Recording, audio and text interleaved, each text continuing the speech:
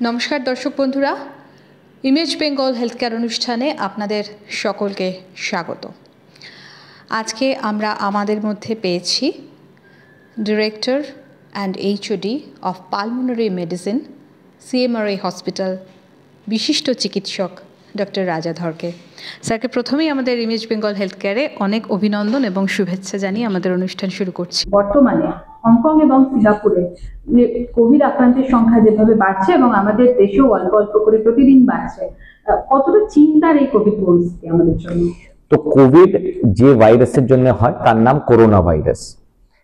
COVID-19 হলো এই corona ভাইরাসের একটা মিউটেন্ট ভেরিয়েন্ট, যেটা খুব বেশি ভয়ঙ্কর, জানলেবা ছিল, তাই জন্য এত মৃত্যু হয়েছিল 2020 থেকে 2022 অব্দি। এখন আমাদের যে কোভিডের মিউটেন্ট দেখা যায় সেগুলো খুব মাইল্ড ডিজিজ করে। মাইল্ড ডিজিজ বলতে মাইল্ড সর্দি, কাশি, ঠান্ডা লাগা, নর্মাল আপনাদের যে কমন কোল্ড হয় সেরকম সিমটমস রয়েছে।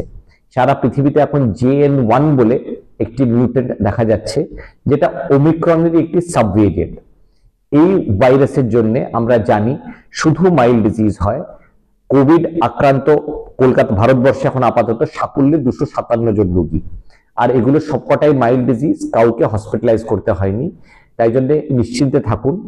নিশ্চয়ই যদি বেশি শরীর খারাপ হয়, সর্দি কাশি হয়, হাঁপ ধরে, তাহলে ডাক্তার কাছে যান, কিন্তু সেটা কোভিডের জন্য হচ্ছে সেটা খুবই আনলাইকলি হবে, তাই জন্য ভয় পাওয়ার কোনো কারণ নেই।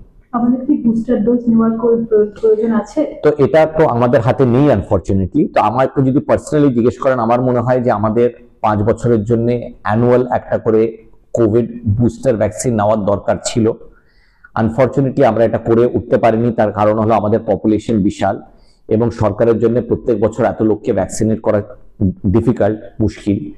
হাউএভার আমার মনে হয় যে যেহেতু এই JN.1 ভেরিয়েন্ট আবার ফিরে এসছে, সরকার নিশ্চয়ই আবার কনসিডার করবে, নিজেদের মধ্যে সলা পরামর্শ করবে যে একবার কোভিড ভ্যাকসিনেশন বুস্টার ডোজ আবার দেওয়ার দরকার আছে না নেই।